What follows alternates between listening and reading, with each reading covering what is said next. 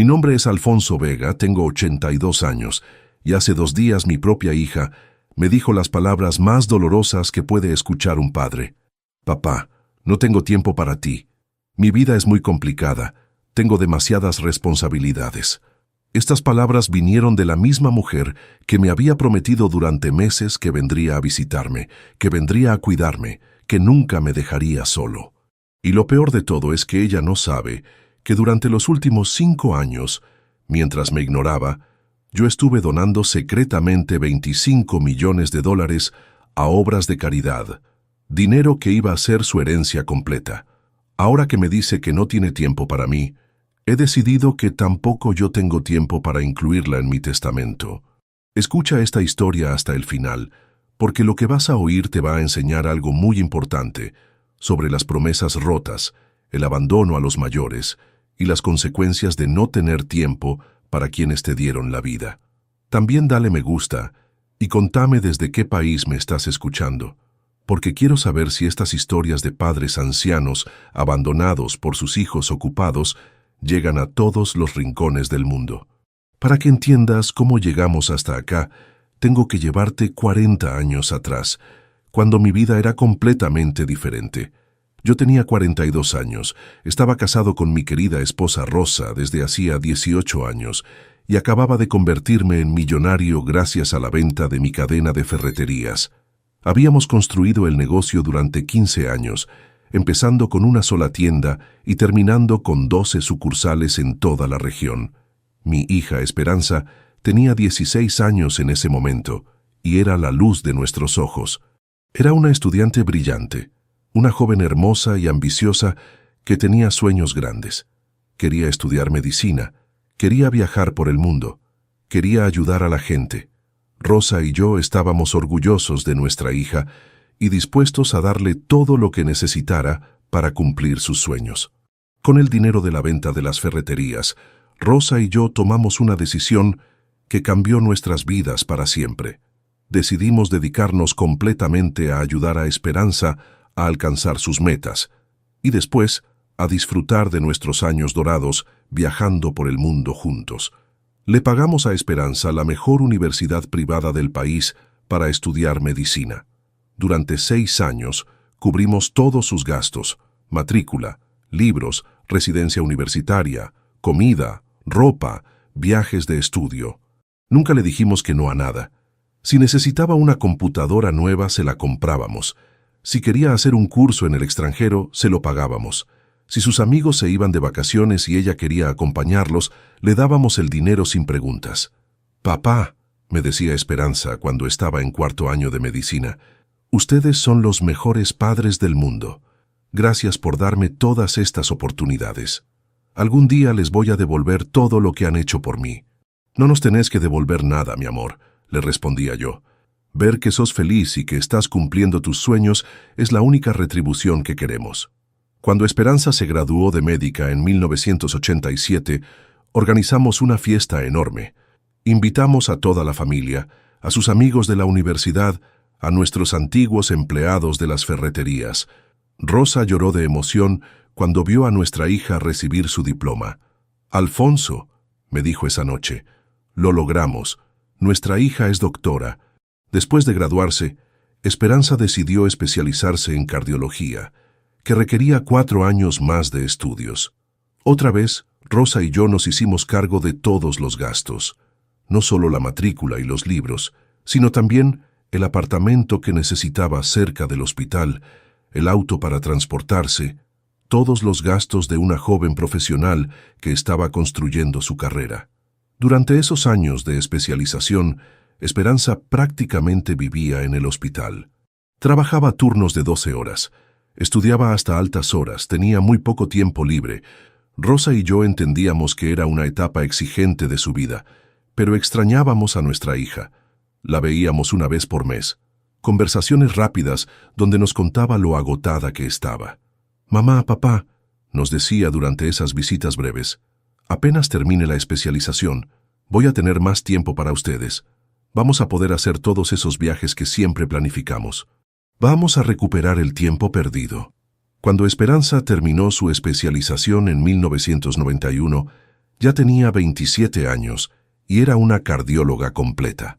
Consiguió trabajo inmediatamente en el mejor hospital privado de la ciudad, con un sueldo excelente y perspectivas de crecimiento profesional. Rosa y yo estábamos orgullosos de todo lo que había logrado, pero también esperábamos que ahora que había terminado sus estudios, tendría más tiempo para nosotros.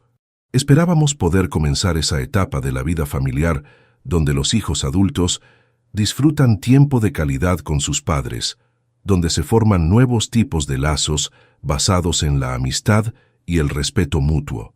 Sin embargo, la realidad fue diferente. Esperanza estaba tan ocupada construyendo su carrera que tenía aún menos tiempo para nosotros que cuando estudiaba. «Papá», me decía cuando la llamaba para invitarla a almorzar, «estoy estableciendo mi consultorio privado además del trabajo en el hospital. No puedo tomarme descansos ahora». En 1993, Esperanza conoció a Dr. Ricardo Mendoza, un cirujano cardiovascular de mucho prestigio, 15 años mayor que ella. Se enamoraron y al año se casaron en una boda espectacular que Rosa y yo pagamos completamente. Fue una celebración de 200 personas en el salón más exclusivo de la ciudad, con una luna de miel de un mes en Europa. «Papá», me dijo Esperanza el día de su boda, «gracias por darme la boda de mis sueños. Cuando Ricardo y yo estemos establecidos, los vamos a invitar a viajar con nosotros. Vamos a hacer todos esos planes que siempre hablamos». Pero después de la boda, las visitas se espaciaron aún más. Esperanza y Ricardo habían formado una vida social muy activa con otros médicos, tenían compromisos profesionales constantes, viajaban a congresos médicos, estaban siempre ocupados con algo relacionado con sus carreras. Rosa empezó a quejarse de que casi no veíamos a nuestra hija. «Alfonso», me decía, «Esperanza se casó y se olvidó de nosotros. Antes al menos venía una vez por mes, ahora la vemos en Navidad y en su cumpleaños nada más». Yo trataba de ser comprensivo. «Rosa está empezando una nueva vida con su marido. Es natural que esté ocupada. Ya va a tener más tiempo cuando se acostumbre a estar casada». En 1995, Esperanza y Ricardo tuvieron mellizos, Santiago y Valentina. Rosa y yo estábamos eufóricos de ser abuelos. Pensamos que tener nietos nos acercaría otra vez a nuestra hija, que ahora sí tendríamos una razón para estar más unidos como familia. Los primeros meses después del nacimiento de los mellizos, Esperanza nos necesitó mucho. Venía a casa con los bebés. Rosa la ayudaba con todo lo que necesitaba. Yo cargaba a mis nietos durante horas. Fueron algunos de los meses más felices que habíamos tenido en años. «Mamá», le decía Esperanza a Rosa durante esas visitas, «no sé qué haría sin ustedes. Son los mejores abuelos del mundo». Y era verdad.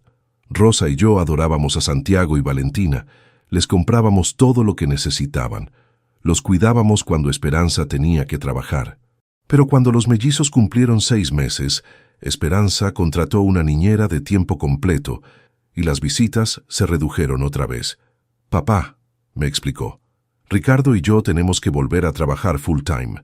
La niñera se va a encargar de los chicos durante el día. ¿Y nosotros no podemos ayudar a cuidar a los nietos?», le pregunté. «Papá, ustedes ya tienen su edad. No es justo pedirles que se hagan cargo de 2 bebés. Además, la niñera está capacitada profesionalmente. Ustedes ya tienen su edad». A los 53 años, Esperanza consideraba que Rosa y yo éramos demasiado viejos para cuidar a nuestros propios nietos. Preferían pagar a una extraña que confiar en los abuelos que habían criado exitosamente a su propia hija.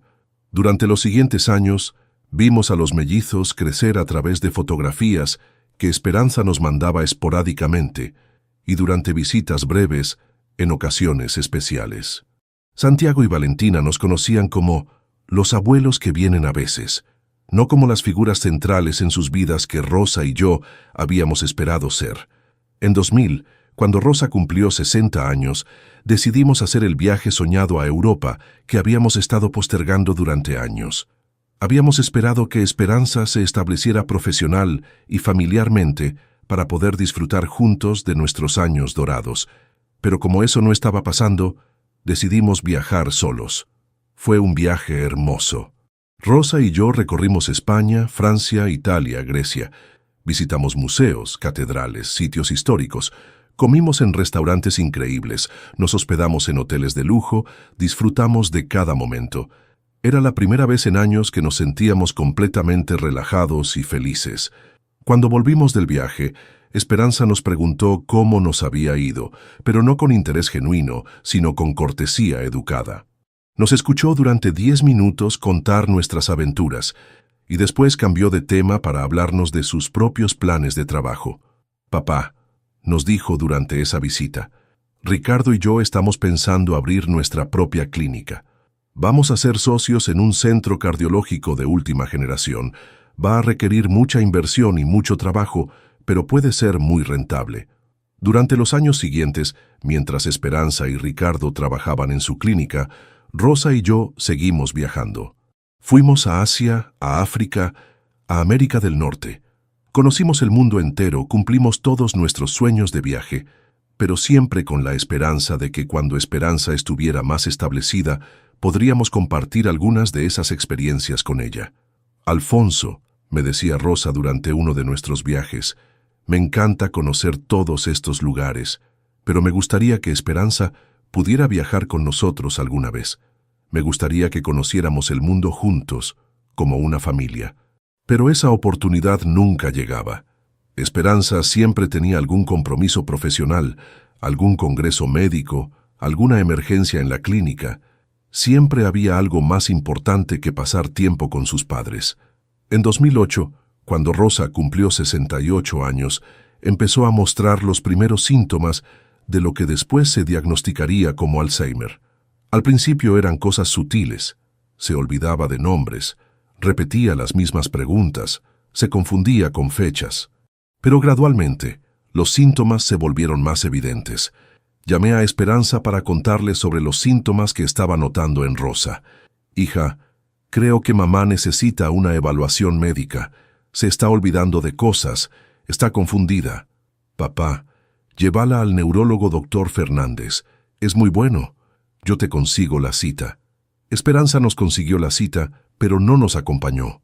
Papá, tengo una cirugía programada ese día, pero después me contás qué dice el doctor. Una cirugía programada el mismo día que su madre iba a ser evaluada por posible deterioro cognitivo. El diagnóstico fue devastador. Alzheimer temprano.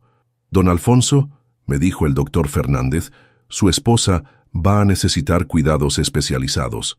La enfermedad va a progresar gradualmente, pero va a llegar un momento en que necesite supervisión constante. Cuando le conté a Esperanza sobre el diagnóstico, su reacción me sorprendió. Papá, qué terrible noticia. El doctor recomendó algún tratamiento. Dijo que hay medicamentos que pueden ralentizar el progreso, pero que principalmente necesita amor, paciencia y cuidados. ¿Y vos te sentís capaz de cuidarla? Porque hay residencias geriátricas muy buenas donde la pueden atender profesionalmente. Residencias geriátricas. Su primera sugerencia cuando supo que su madre tenía Alzheimer fue internarla en una institución, no cuidarla en familia. Esperanza, tu madre me cuidó durante 30 años. Ahora me toca a mí cuidarla a ella. Sí, papá, pero vos también estás grande. ¿Qué pasa si la situación se vuelve muy complicada? Vamos a ver cómo evoluciona. Si necesito ayuda, te voy a llamar.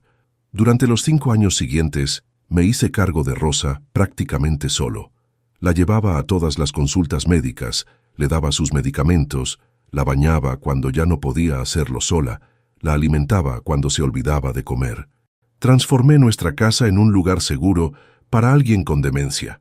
Puse cerraduras especiales, quité objetos peligrosos, instalé un sistema de monitoreo. ¿Esperanza nos ayudó durante esos años? Muy poco. Venía una vez por mes, por 1 hora, siempre con prisa. Hola mamá, ¿cómo estás? Rosa ya no siempre la reconocía. A veces la confundía con una enfermera, a veces no recordaba quién era. Papá, me decía Esperanza después de esas visitas breves, es muy duro ver a mamá así. Prefiero recordarla como era antes. Prefería recordarla como era antes, en lugar de acompañarla durante su enfermedad. Durante esos años de cuidar a Rosa, gasté una fortuna en medicamentos, enfermeras privadas para las noches, equipamiento médico, adaptaciones en la casa. pero nunca me quejé. Nunca le pedí ayuda económica a Esperanza. Tenía los recursos para cuidar bien a mi esposa, y era mi responsabilidad hacerlo. Lo que sí necesitaba era apoyo emocional, compañía, ayuda para tomar decisiones difíciles sobre el cuidado de Rosa. Pero Esperanza siempre estaba demasiado ocupada. Papá, confío en tu criterio. Vos sabés lo que es mejor para mamá.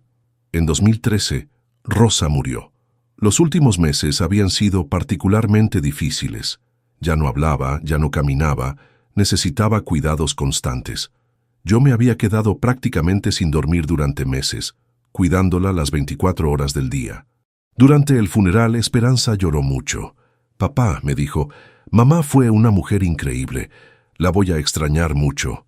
Esperanza, hubieras podido pasar más tiempo con ella durante estos últimos años. Lo sé, papá, pero era muy difícil para mí verla en ese estado. Era muy difícil para ella. Durante 5 años, Rosa había luchado contra una enfermedad terrible y había sido muy difícil para Esperanza visitarla. Después del funeral, me quedé solo en una casa que de repente se sentía enorme y vacía. Por primera vez en 40 años, no tenía a Rosa a mi lado.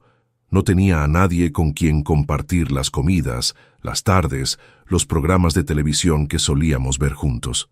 Papá, me dijo Esperanza una semana después del funeral, ¿cómo te sentís viviendo solo? ¿No consideraste mudarte a un lugar más pequeño? Esta casa tiene todos mis recuerdos con mamá. No me quiero mudar. Pero papá, es mucha casa para vos solo. Y además, te debe dar soledad. Soledad. Esperanza reconocía que yo estaba solo, pero su solución era que me mudara a un lugar más pequeño, no que ella me visitara más seguido. Durante los primeros meses después de la muerte de Rosa, Esperanza vino a visitarme más regularmente. Venía una vez por semana, a veces se quedaba a almorzar, charlábamos sobre Rosa, sobre los recuerdos familiares. Pensé que tal vez la muerte de su madre la había hecho reflexionar sobre la importancia de pasar tiempo conmigo. Pero gradualmente, las visitas se fueron espaciando otra vez. Una vez por semana se convirtió en una vez cada 10 días. Después, una vez cada 2 semanas. Después, una vez por mes. ¿Cómo está mi papá?, me preguntaba cuando llamaba por teléfono. Bien, mi amor, pero solo. ¿Solo? ¿No tenés actividades? ¿No salís con amigos? Esperanza, tengo 79 años. Mis amigos están muriendo. Mis actividades son limitadas. Lo que más necesito es compañía familiar. Papá, pero vos tenés que mantenerte activo. Tenés que hacer cosas que te gusten. Lo que más me gusta es pasar tiempo con mi familia, con vos y con mis nietos. Los nietos. Santiago y Valentina ya tenían 18 años y estaban empezando la universidad. Esperanza los había criado de una manera que los mantenía muy ocupados: colegio privado, actividades extracurriculares, cursos de idiomas, deportes. Cuando venían a visitarme, era evidente que lo hacían por obligación, no por cariño genuino. «Hola, abuelo, ¿cómo estás?». Me saludaban cortésmente, pero después se quedaban en silencio mirando sus teléfonos. No tenían conversación conmigo, no les interesaban mis historias, no preguntaban sobre Rosa, sobre nuestros viajes, sobre nuestra vida. «¿Cómo van los estudios?», les preguntaba. «Bien, abuelo», respondían sin levantar la vista de sus dispositivos.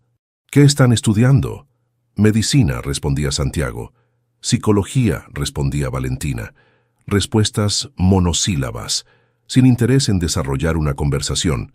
Era evidente que Esperanza no les había contado historias sobre sus abuelos, no les había enseñado a valorarnos, no los había criado con amor hacia la familia extendida. Para ellos, éramos figuras protocolares que había que visitar de vez en cuando por cortesía. En 2015, 2 años después de la muerte de Rosa, decidí hacer algo que había estado considerando durante meses: empezar a donar mi dinero a obras de caridad. Tenía una fortuna considerable, más de $30 millones entre inversiones, propiedades y ahorros. Originalmente, todo ese dinero estaba destinado a ser la herencia de Esperanza y mis nietos. Pero viendo lo poco que me valoraban, viendo lo ocupados que estaban con sus propias vidas, viendo lo poco que les importaba pasar tiempo conmigo, decidí empezar a donar esa fortuna a gente que realmente la necesitara. Empecé donando a hospitales públicos, específicamente a las áreas de cardiología pediátrica. Quería que mi dinero sirviera para salvar vidas de niños, para darles oportunidades que sus familias no podían costear. Donaciones anónimas, sin buscar reconocimiento, simplemente porque me daba alegría saber que mi dinero estaba haciendo una diferencia positiva en el mundo. También doné a asilos de ancianos, específicamente para mejorar las condiciones de vida de personas mayores que habían sido abandonadas por sus familias. Sabía por experiencia propia lo doloroso que era la soledad en la vejez y quería ayudar a otros que estaban pasando por situaciones similares. Durante esos años de donaciones, Esperanza no sabía nada sobre lo que estaba haciendo con mi dinero. Para ella, yo seguía siendo el papá jubilado que vivía de sus ahorros, que tenía una casa bonita y algunos recursos, pero nada extraordinario. ¿Por qué no le conté sobre las donaciones? Porque quería ver si su actitud hacia mí iba a mejorar espontáneamente, por amor filial genuino, no por interés económico. Quería ver si eventualmente se daría cuenta de que estaba perdiendo tiempo valioso conmigo, no porque supiera que había dinero en juego, sino porque realmente le importaba su padre. En 2018, cuando cumplí 80 años, esperé que Esperanza organizara algún tipo de celebración familiar. Era un cumpleaños importante, un hito que merecía reconocimiento. Preparé todo para recibir invitados, compré comida, limpié la casa, me arreglé con mi mejor ropa. Esperanza llegó a las 6 de la tarde con una torta comprada y un regalo envuelto. «Feliz cumpleaños, papá. Perdón que llego tarde, pero tuve una emergencia en la clínica». Se quedó una hora, comimos torta, abrí el regalo, una camisa que claramente había comprado apurada, y después se fue porque tenía una cena con colegas médicos. Una hora. Mi cumpleaños número 80 mereció una hora de su tiempo. Esa noche, sentado solo en mi sala con los restos de la torta y el regalo, tomé una decisión que cambió todo. Llamé a mi abogado y le dije que quería acelerar las donaciones. «Doctor Ramírez, quiero donar todo mi patrimonio antes de morir. No quiero esperar a que se haga a través de mi testamento». «Don Alfonso, ¿está seguro? Son más de $25 millones. Estoy seguro. Quiero que mi dinero haga bien en el mundo ahora, mientras todavía puedo ver los resultados». Durante los siguientes 2 años, doné sistemáticamente toda mi fortuna. Hospitales, asilos, escuelas, fundaciones de caridad, todo anónimamente, todo discretamente, sin buscar reconocimiento público. Para el mundo exterior, siguiendo siendo Alfonso Vega, el señor mayor que vivía solo en su casa. Para 2020, había donado $25 millones. Mi patrimonio se había reducido a la casa donde vivía, algunos ahorros para mis gastos cotidianos, y nada más. La herencia de más de 25 millones que habría recibido Esperanza había desaparecido, convertida en ayuda para gente que realmente la necesitaba. Durante esos años de donaciones, mi salud empezó a deteriorarse. Nada grave, pero los achaques normales de la edad, problemas de presión arterial, diabetes leve, dolores articulares, cosas que requerían controles médicos regulares, medicaciones, cuidados. Empecé a necesitar más ayuda con las tareas domésticas, con las compras, con el mantenimiento de la casa. Contraté una señora que venía 3 veces por semana para limpiar y cocinar, pero los otros días me las arreglaba solo. «Papá», me dijo Esperanza cuando le conté sobre mis problemas de salud, ¿no pensaste en contratar a alguien que viva en casa? ¿Una enfermera o una acompañante? «No necesito una enfermera de tiempo completo, Esperanza. Solo necesito que mi familia me visite más seguido». «Papá, vos sabés que mi vida es muy complicada. La clínica, los pacientes, Ricardo, los chicos. No tengo mucho tiempo libre». «Esperanza, no te estoy pidiendo mucho tiempo libre. Te estoy pidiendo 1 hora por semana para visitar a tu padre. 1 hora por semana no parece mucho, pero se suma. Además, cuando vengo acá me pongo triste viendo cómo vivís solo». Se ponía triste viendo cómo vivía solo, así que la solución era visitarme menos para no ponerse triste. En 2021, la pandemia empeoró todo. Esperanza decidió que era muy riesgoso visitarme porque yo era grupo de alto riesgo. «Papá, no podemos exponerte al virus. Vamos a mantener contacto por videollamadas. Videollamadas una vez por semana. Conversaciones de 10 minutos donde me preguntaba si estaba bien, y después cortaba porque tenía otras cosas que hacer. Durante esos meses de aislamiento total, la soledad fue aplastante. No veía a nadie excepto a la señora que venía a limpiar, y ella mantenía distancia social. Mis únicos contactos humanos eran las videollamadas esporádicas con Esperanza y las llamadas telefónicas de mis pocos amigos sobrevivientes. Cuando terminaron las restricciones de la pandemia, esperé ansiosamente que Esperanza volviera a visitarme con más frecuencia. Había estado completamente solo durante casi 2 años.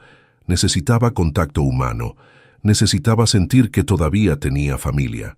Pero las visitas no se reanudaron como antes. Esperanza vino a verme una vez al mes por 1 hora, siempre con prisa. ¿Cómo estás, papá? ¿Necesitas algo? Estoy bien físicamente, pero muy solo, mi amor. Papá, la soledad es normal a tu edad. Tenés que encontrar actividades que te entretengan. La soledad es normal a tu edad, como si fuera inevitable, como si no hubiera manera de combatirla a través del amor familiar. Durante estos últimos 2 años, mi salud se deterioró más notablemente. Empecé a tener problemas de equilibrio. Necesitaba bastón para caminar distancias largas. Tenía episodios de confusión ocasionales. Nada que requiriera hospitalización, pero cosas que indicaban que estaba entrando en la etapa final de mi vida. Llamé a Esperanza para contarle sobre estos nuevos problemas de salud. Hija, creo que necesito más ayuda. Estoy teniendo algunas dificultades. ¿Qué tipo de dificultades? Me caigo a veces, me confundo con algunas cosas. Me cuesta hacer ciertas tareas domésticas. Papá, claramente necesitas cuidados profesionales. Te voy a conseguir información sobre residencias geriátricas buenas. Otra vez, su primera reacción fue mandarme a una institución. Esperanza, no quiero ir a un geriátrico. Quiero quedarme en mi casa, con mi familia cerca. Papá, en un geriátrico vas a estar mejor cuidado. Vas a tener enfermeras, médicos, actividades organizadas. En un geriátrico voy a estar rodeado de extraños. En mi casa estoy rodeado de recuerdos de tu madre, de mi vida. Sí, pero papá, vos necesitas cuidados que yo no te puedo dar. ¿Por qué no me podés dar cuidados? Yo cuidé a tu madre durante 5 años cuando tenía Alzheimer. Porque mi situación es diferente. Yo tengo responsabilidades profesionales, familiares. Responsabilidades profesionales más importantes que cuidar a su padre anciano. Hace 3 meses tuve una caída más seria. Me resbalé en el baño y me golpeé la cabeza contra el lavatorio. No fue nada grave, pero me quedé en el piso durante 2 horas hasta que llegó la señora de la limpieza y me ayudó a levantarme. Cuando le conté a Esperanza sobre la caída, su reacción fue inmediata. Papá, esto confirma que no podés seguir viviendo solo. Te voy a inscribir en la residencia San José. Es la mejor de la ciudad. Esperanza, no quiero ir a ninguna residencia. Si necesito más cuidados, podés contratar a alguien que venga a casa. Papá, contratar cuidadores privados cuesta una fortuna. Y además, ¿qué pasa si tenés una emergencia y no hay nadie? Podés instalar un sistema de alerta médica. Podés conseguir que alguien me llame todos los días. No, papá. Ya tomé la decisión. La residencia San José es la mejor opción para vos. Ya tomé la decisión. Sin consultarme. Sin considerar mis preferencias. Esperanza había decidido unilateralmente dónde iba a pasar mis últimos años. Durante las semanas siguientes, me negué rotundamente a ir a la residencia geriátrica. Esperanza, esta es mi casa. Acá viví con tu madre durante 40 años. Acá la cuidé cuando estaba enferma. Acá quiero morir. Papá, no seas dramático. No te vas a morir. Simplemente vas a estar mejor cuidado. La presión fue constante. Esperanza me llamaba todos los días para insistir con la residencia. Papá, ya hablé con la directora. Tienen una habitación muy linda disponible. Podés llevar algunos muebles, algunas fotos. No quiero una habitación en una institución. Quiero mi casa. Hace un mes, Esperanza me hizo una propuesta que reveló sus verdaderas prioridades. Papá, si vendés la casa, con ese dinero podés pagar la residencia durante muchos años y el resto lo podés ahorrar para dejarles algo a Santiago y Valentina. Ahí estaba la verdad. No solo quería internarme en una residencia, sino que también quería que vendiera mi casa para generar dinero que eventualmente sería herencia para sus hijos. Esperanza, esta casa no se vende. Es mi hogar. Papá, pero pensá de manera práctica.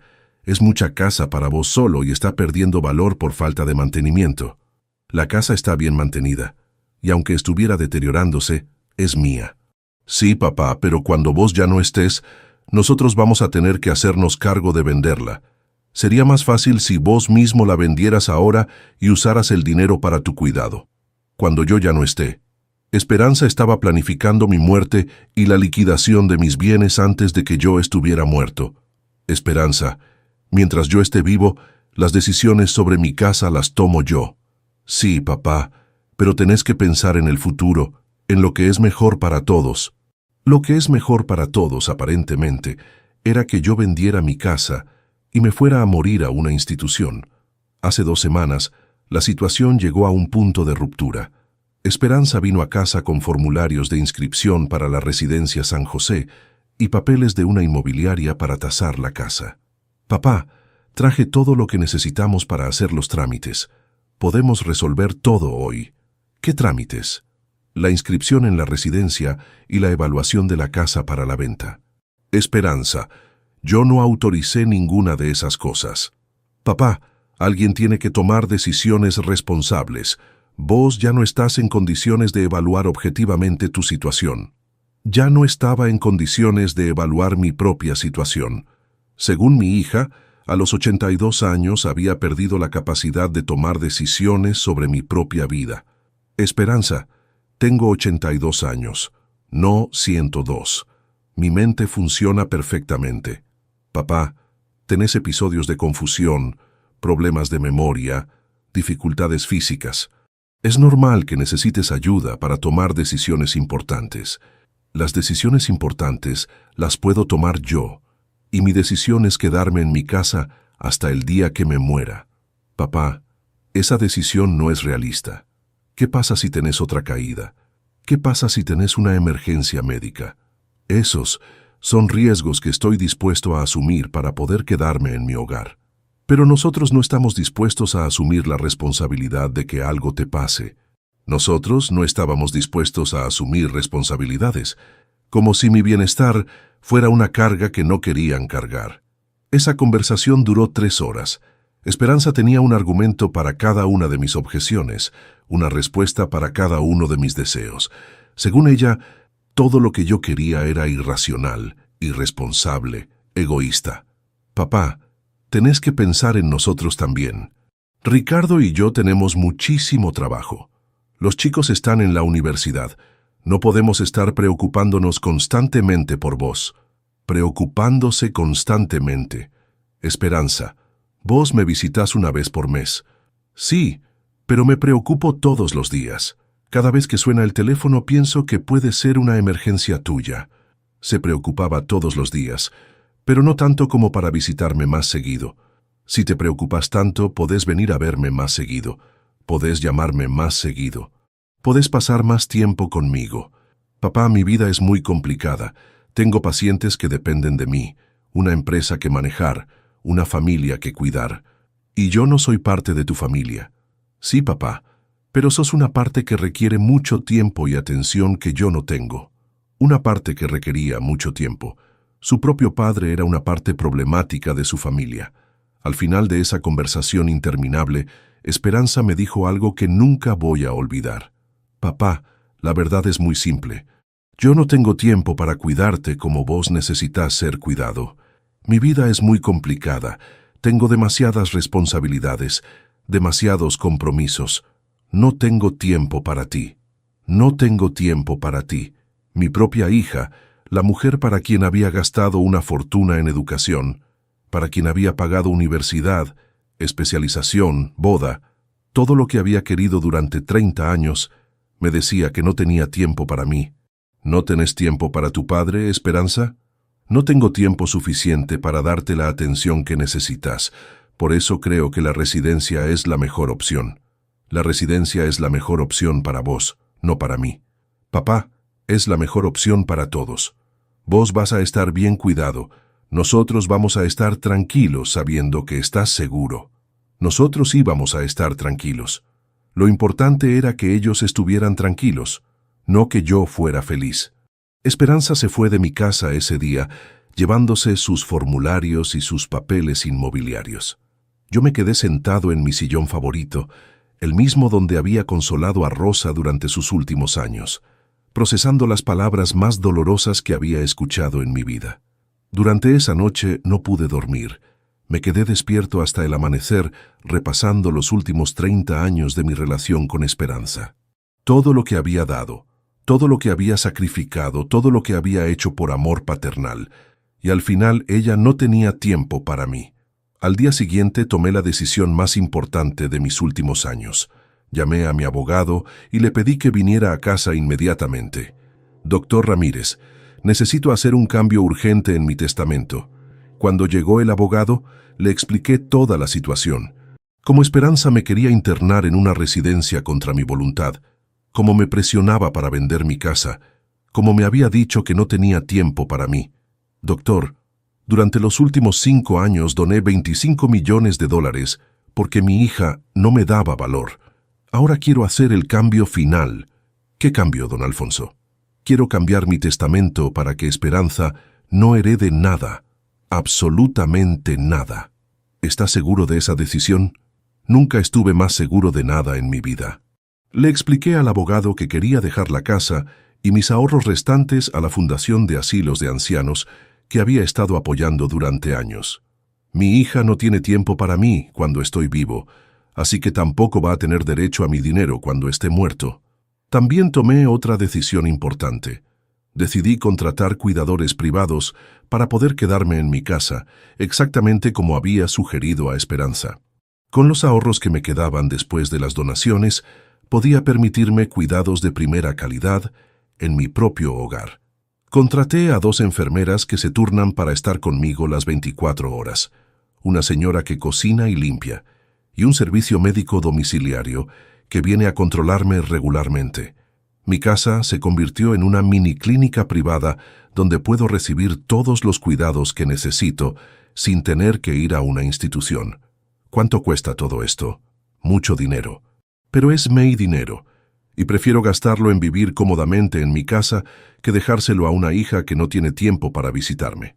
La semana pasada, Esperanza vino a casa y se sorprendió al ver toda la infraestructura de cuidados que había instalado. Papá, ¿quiénes son todas estas personas? Son las personas que contraté para cuidarme en mi casa. ¿Cuánto te cuesta todo esto? Me cuesta lo que tiene que costar. Prefiero gastar mi dinero en vivir dignamente en mi hogar que en un geriátrico. Pero papá, esto debe costar una fortuna.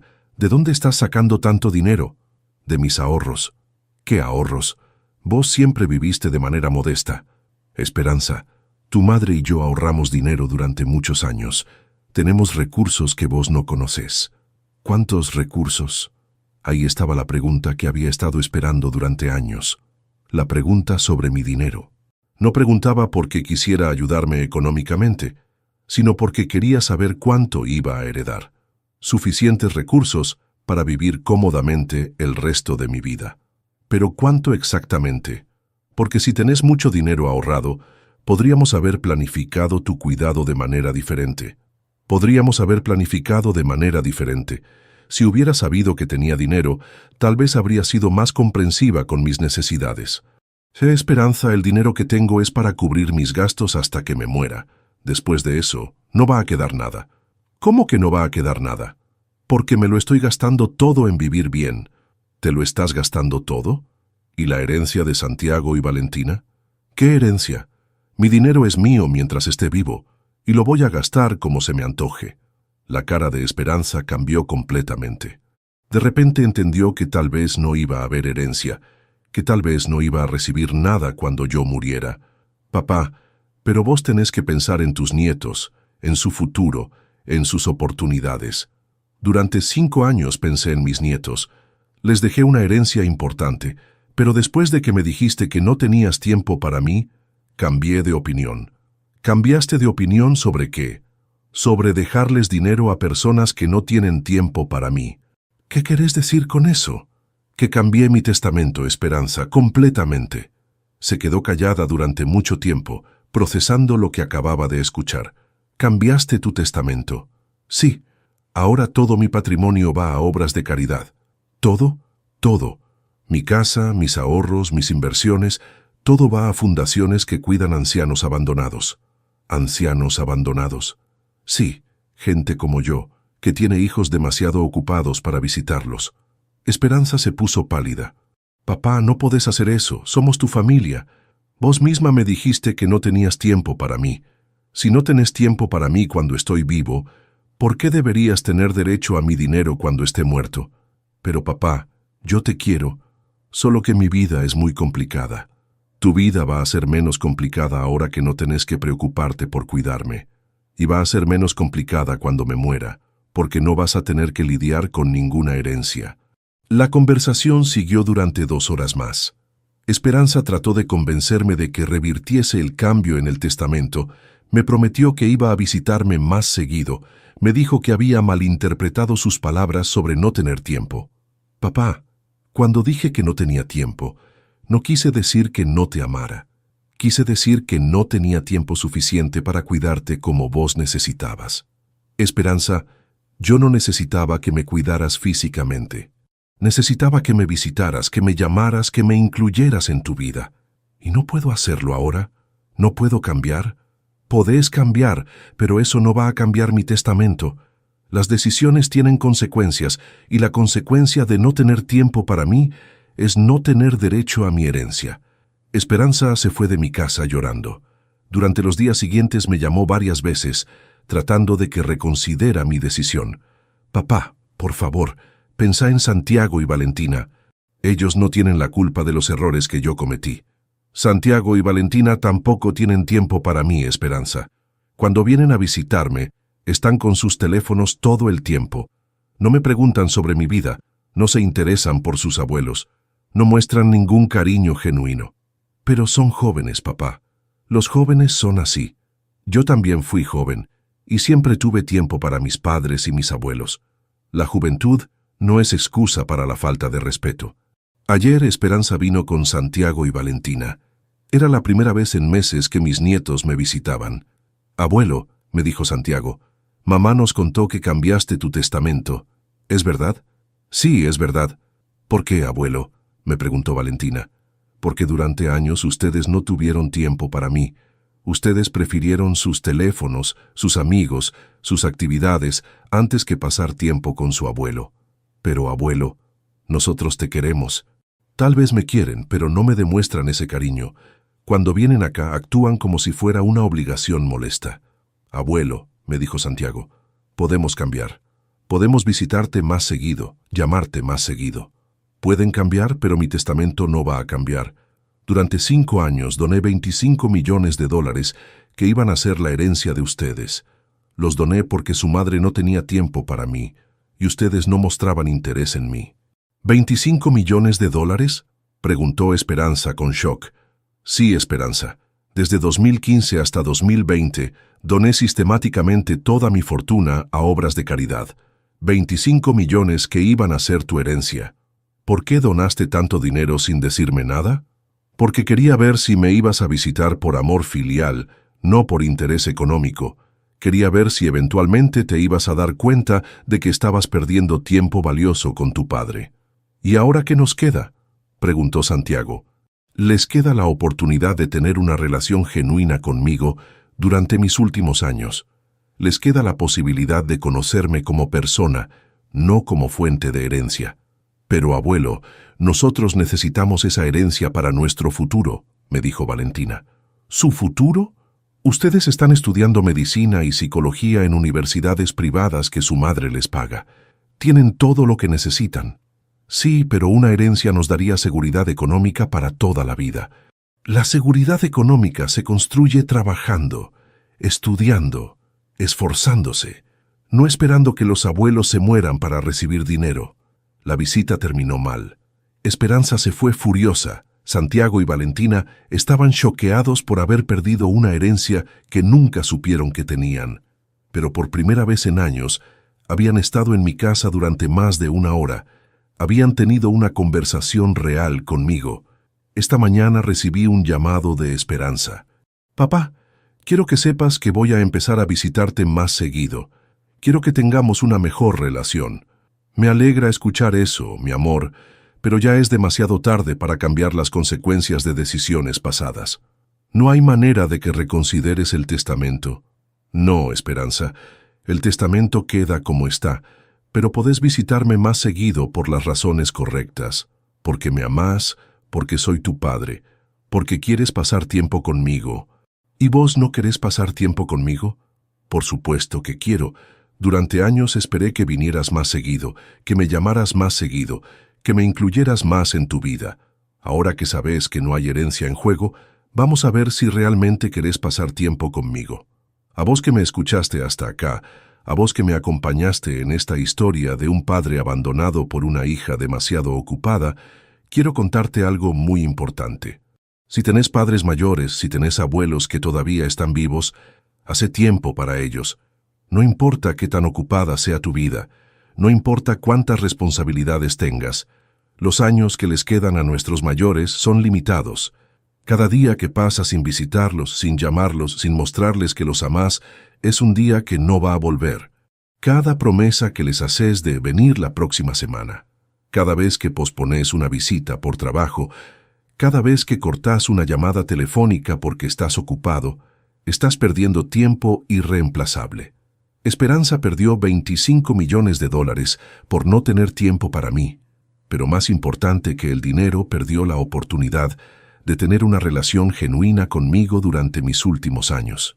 Perdió la posibilidad de conocer mis historias, de aprender de mi experiencia, de disfrutar de mi amor incondicional. Perdió la oportunidad de cuidarme como yo cuidé a su madre durante 5 años de Alzheimer. Perdió la posibilidad de demostrarme gratitud por todo lo que hice por ella durante 30 años. Perdió el honor de ser la hija que estuvo presente cuando su padre más la necesitaba. ¿Me duele haber tomado estas decisiones? Por supuesto que me duele. Esperanza es mi única hija, la persona para quien trabajé durante décadas, para quien pagué educación universitaria, especialización médica, boda, todo lo que quiso. Renunciar a la esperanza de tener una relación cercana con ella es como renunciar a una parte de mí mismo. Pero también me siento en paz con mis decisiones. Durante 5 años doné mi fortuna a gente que realmente la necesitaba. Hospitales que salvan vidas, asilos que cuidan ancianos abandonados, escuelas que educan niños pobres. Mi dinero hizo bien en el mundo, en lugar de quedarse esperando a beneficiar a una familia que no tenía tiempo para mí. Los últimos años de mi vida los voy a pasar en mi casa, rodeado de cuidadores profesionales que me tratan con respeto y cariño. Voy a morir en la casa que compartí con Rosa durante 40 años, en la cama donde dormimos juntos, en el lugar que elegí como mi hogar. Y cuando me muera, mi casa va a convertirse en una residencia para ancianos abandonados por sus familias. Va a ser un lugar donde gente como yo pueda vivir con dignidad, respeto y amor, aunque sus hijos estén demasiado ocupados para visitarlos. Esperanza puede venir a visitarme cuando quiera. Puede llamarme cuando tenga tiempo. Puede intentar reconstruir nuestra relación en mis últimos años, pero lo va a hacer sabiendo que no hay herencia esperándola, que no hay beneficio económico en juego.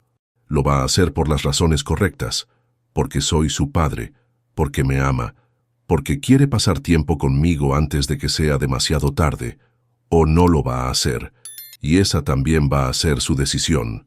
Pero ya no voy a esperar llamadas que no llegan, visitas que se cancelan, promesas que no se cumplen.